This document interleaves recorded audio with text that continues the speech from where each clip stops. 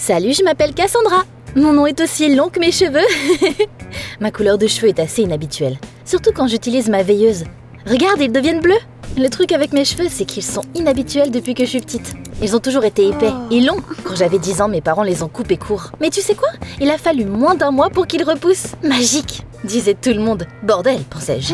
Au moment où j'avais 16 ans, j'ai accepté le fait que mes cheveux étaient une anomalie. Mes cheveux étaient spectaculaires et du coup, les gens me remarquaient. Était-ce agréable? Je suppose. Était-ce pratique? Non, c'était comme avoir une veste faite de cactus. Mes cheveux restaient toujours coincés partout. Ça bouchait aussi tout le temps l'évier. Et mon pauvre papa devait s'en occuper. Oh, c'est immonde! Comme des vers mouillés. Mes camarades de classe aimaient attacher mes cheveux à une chaise, puis me regarder essayer de bouger. C'était comme si mes cheveux avaient leur propre vie. T'attends pas à une petite histoire toute classique aujourd'hui. Mais avant de commencer, abonne-toi à la chaîne Journal Intime et laisse un like sur la vidéo. J'ai eu un emploi de serveuse une fois. C'était un désastre. Le 3e jour de travail, j'ai servi une soupe de clients avec mes cheveux. Il y en avait assez pour tricoter un pull. Bien sûr, j'ai été virée sur le champ. Après ça, j'ai eu un travail comme assistante personnelle de la déesse des affaires locales, Mademoiselle Goldie. Elle possédait le meilleur salon de beauté de la ville. Mademoiselle Goldie est tombée un peu amoureuse de mes cheveux dès qu'elle les a vus. Oh Cassandra, tes cheveux sont un trésor! Quelle couleur rare! Mais les cheveux se sont gâtés quand je me suis retournée et ma tresse a frappé Miss Goldie au visage. J'ai commencé à râler et j'ai essayé de tout réparer, mais j'ai fini par ruiner son maquillage coûteux. Surprise, surprise, je me suis fait virer. Après ça, j'ai commencé à travailler au bowling. J'aimais bien, mais mon collègue Dean m'énervait vraiment. Le voilà, occupé à essayer de ne faire plus qu'un avec le canapé. Ça me dérangeait pas que Dean soit bizarre et sombre, ou qu'il m'emmène toujours sa tarentule nommée Monday avec lui. Ça me dérangeait même pas quand il mettait son groupe de heavy metal préféré, Guest from Hell, quand on n'avait pas de clients. Même si leur hurlement me rappelait une fête en enfer. Mais je ne supportais pas à quel point il était impoli. Dean me parlait comme si j'étais sa pire ennemie. Mais le pire, c'est que je soupçonnais Dean de voler de l'argent dans la caisse. Il n'y avait pas de caméra de surveillance dans le bowling, donc c'était compliqué de le prouver. Eh, tes amis vont payer? Tu vas te taire, sirène! Je m'appelle Cassandra, ne me parle pas comme ça! Il m'a ignoré et il est parti jouer avec ses potes. Ils ont regardé dans ma direction et ils ont rigolé. Quand c'était la fin de mon shift, Dean s'est approché de moi par derrière. « Aïe, mais tu viens de m'arracher les cheveux !»« Qu'est-ce que tu racontes? Pourquoi je te toucherais ?» Je ne tolérais Dean que parce que j'avais besoin de ce travail à temps partiel. Je ne voulais pas demander de l'argent de poche à mes parents. Ma famille traversait une période difficile. Papa était un fainéant professionnel. Maman avait toujours pris soin de nous tous. Elle était présentatrice aux infos, mais il y a 1 an, elle a arrêté parce que ses cheveux ont rapidement commencé à grisonner. La teinture ne durait pas assez longtemps pour la cacher complètement. Elle était gênée et elle a presque arrêté de sortir de la maison. Qu'est-ce qui ne va pas? Stella arrive bientôt en ville. C'est mon ennemie jurée depuis le lycée. Maintenant qu'elle est mariée avec un homme riche, elle a hâte de s'en vanter. Je ne veux pas que Stella voie à quel point je suis devenue une loser. Oh, les adultes étaient parfois pires que les enfants. Pourquoi le gérant du bowling m'appelait aussi tard? J'avais un mauvais pressentiment. Bonjour monsieur Butler, il y a un problème? Cassandra, il manque encore de l'argent dans la caisse. Quand je suis partie, tout était là. Dean a dû le prendre. Je me fiche de savoir qui est à blâmer. Réparez ça ou vous êtes tous les deux virés. Dean le regretterait. Comment a-t-il osé me piéger comme ça? J'avais failli m'endormir quand j'ai vu une lueur menaçante de ciseaux au-dessus de moi. Chut, c'est juste moi. Cassandra, j'ai une idée. Et si on se faisait une perruque avec des cheveux? Je veux paraître plus jeune quand Stella arrivera ici. Bon sang, mais peu importe. Juste, ne me fais plus peur comme ça. Le matin, maman m'a coupé les cheveux jusqu'aux épaules. Puis elle est partie se faire une perruque. Pendant ce temps-là, je suis allée travailler parce que c'était le week-end et que j'avais pas cours. C'était quoi son problème? Je te jure, il a probablement mangé des insectes au petit-déjeuner. Je devais trouver les preuves que Dean volait de l'argent dans la caisse. Chaque employé avait son propre casier. J'ai ouvert celui de Dean et ce que j'ai vu m'a fait frissonner le long de la colonne vertébrale. Il y avait une poupée vaudou qui me ressemblait à l'intérieur. Dean lui avait même mis quelques cheveux dans la tête. Je savais qu'il m'en avait piqué quelques-uns la veille. C'est quoi cette magie noire? T'essaies de me maudire ou quoi? Au moins je ne fouille pas dans les casiers des autres. T'es malade dans ta tête. Et toi t'es un poisson pourri. Avant que je me rende compte, on a commencé à se jeter tout ce qu'on avait sous la main. L'un d'eux a brisé un écran avec une boule de bowling. C'était fini. Le gérant ne nous a même pas demandé qui était à blâmer. Et il nous a juste virés tous les deux. J'étais bouleversée. Mais au moins je pensais que je n'aurais plus à voir ce psychopathe de Dean. Une semaine plus tard, maman est sortie avec sa nouvelle perruque pour la première fois. Seul papa et moi savions que c'était une perruque faite de mes cheveux. Nos voisines ont crié de joie en la voyant. Oh, je ne vois plus un seul cheveu gris, mais c'est quoi ton secret? Disons que j'ai inventé l'élixir de jeunesse. Oh, partage-le, je te paierai bien. Oh, moi aussi.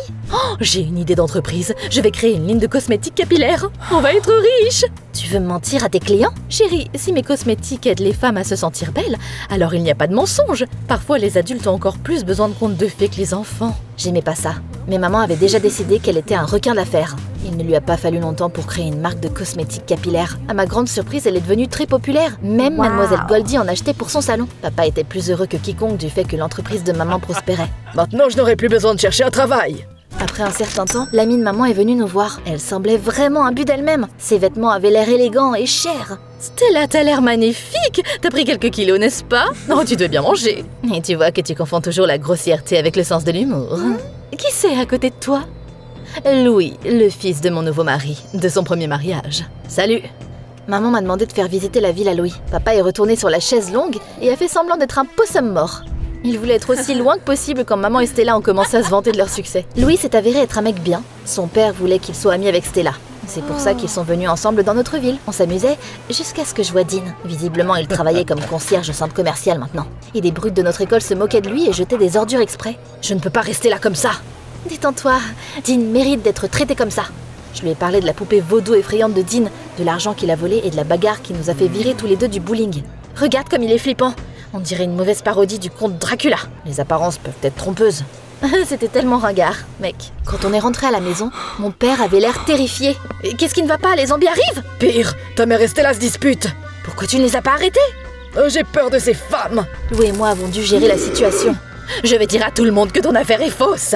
C'est exactement ce que Stella a fait. Elle a posté une vidéo dans laquelle elle disait que ma mère portait une perruque faite de mes cheveux et que ses cosmétiques miracles n'étaient que des faux bon marché. Mademoiselle Goldie était tellement furieuse qu'elle a poursuivi ma mère en justice et les clients trompés ont même protesté devant notre maison. Rends-moi mon argent, sale menteuse! Je savais que rien de bon ne viendrait de l'idée de maman.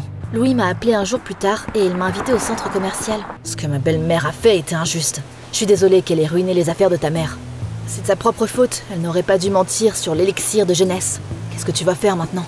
Papa et moi cherchons déjà un emploi. On devra peut-être vendre notre maison pour couvrir les frais juridiques. La police est venue chez nous le lendemain matin. Ils voulaient me parler. Hier, quelqu'un a volé dans le salon de Mademoiselle Goldie. Ils ont cassé la caméra de surveillance et volé de l'argent dans un coffre-fort. On y a trouvé des preuves. Ses cheveux. Et ils n'ont pas pu arriver là par accident. Mademoiselle Goldie prétend que ce sont tes cheveux. Les flics ont pris un cheveu de mon peigne et ils l'ont emmené dans un labo pour le comparer avec les cheveux qu'ils ont trouvés sur la scène de crime. Les résultats du test ont confirmé que c'était mes cheveux dans le coffre-fort. Sauf que j'étais avec lui quand le vol a eu lieu. Lui et les caméras de surveillance du centre commercial ont confirmé mon alibi. Maman était la prochaine suspecte. Après tout, elle portait une perruque faite de mes cheveux. Ils l'ont arrêtée le temps que l'enquête avance. Ah, quel spectacle agréable! Oh, je pense que je vais rester en ville jusqu'au procès. Je ne croyais pas que maman l'avait fait. Papa ne supportait pas le stress et il était complètement inutile. Contrairement à Louis, qui a dit qu'il m'aiderait. Qui voudrait vous piéger, toi et ta mère? Dean, il m'a toujours détesté. Ce crétin a dû vouloir se venger de moi pour s'être fait virer du bowling. Il avait même mes cheveux sur sa poupée vaudou. On est allé au poste de police et on leur a parlé de nos soupçons. Mais les flics n'allaient pas bouger parce qu'ils pensaient qu'ils avaient déjà trouvé la coupable. Oh, qu'est-ce qu'on fait maintenant? On doit trouver l'argent volé dans la maison de Dean. La police n'aura pas d'autre choix que de nous croire à ce moment-là. Tu veux bien m'aider? Est-ce que j'ai vraiment le choix? Non, suis-moi. Il s'est avéré que Dean vivait dans un quartier pauvre avec son grand-père aveugle et sa petite sœur. Dean doit s'occuper d'eux, il n'est pas si mauvais. Je ne vais pas avoir pitié de lui. On a attendu que Dean parte, puis on s'est faufilé. Et on est rentré dans sa maison par la porte de la cour arrière. Pendant que je fouillais dans les tiroirs de Dean, Louis a fouillé dans son placard. Puis il a soudainement claqué et est devenu rouge comme une tomate. On devrait partir. Je pense pas que Dean ait cambriolé le salon.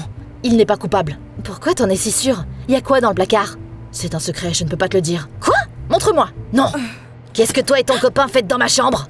On cherche l'argent que t'as volé du salon de Miss Goldie pour me piéger. T'as oublié de ramener ton cerveau avec toi ou quoi?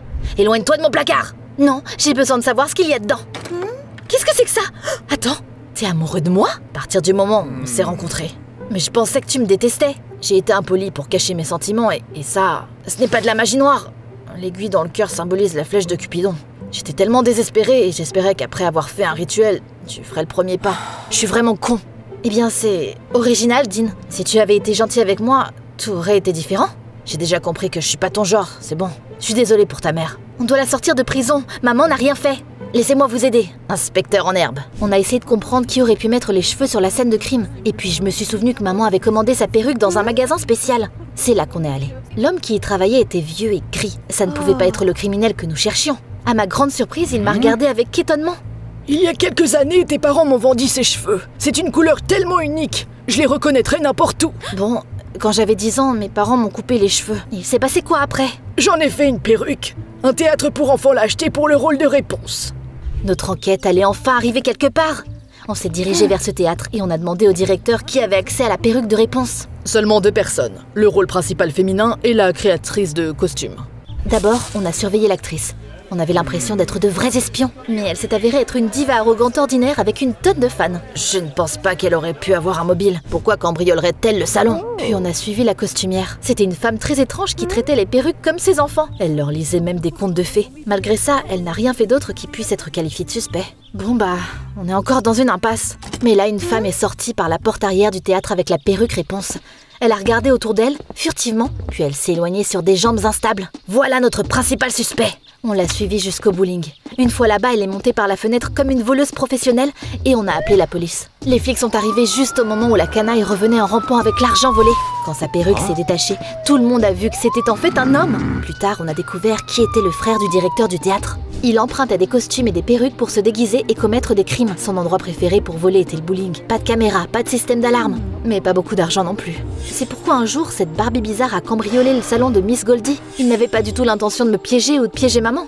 C'est juste qu'on a eu de la malchance parce que le criminel portait une perruque faite de mes cheveux. Bien sûr, dès que le vrai coupable a été attrapé, maman était libre de partir. Oh, j'ai eu le temps de réfléchir et j'ai décidé que les cheveux gris me faisaient paraître distingués. Vous savez, la prison était une expérience intéressante. Je vais écrire un livre dessus. On va devenir riche. Ouais, je n'aurais pas à travailler. Vous êtes parfaits l'un pour l'autre. Mademoiselle Goldie a décidé de ne pas nous poursuivre. Les clients de maman ont recommencé à faire l'éloge de ses cosmétiques. Leurs cheveux ont commencé à vraiment pousser. Un miracle? Pas du tout. Juste un bon produit à base d'ingrédients naturels. Maman avait accidentellement créé quelque chose d'utile. Stella a quitté la ville après s'être embarrassée. Louis est resté quelques jours pour traîner avec Dean et moi. Malgré tout, ce voyage était amusant. Donnez notre chance à Dean. Il n'est pas méchant et les apparences peuvent être trompeuses.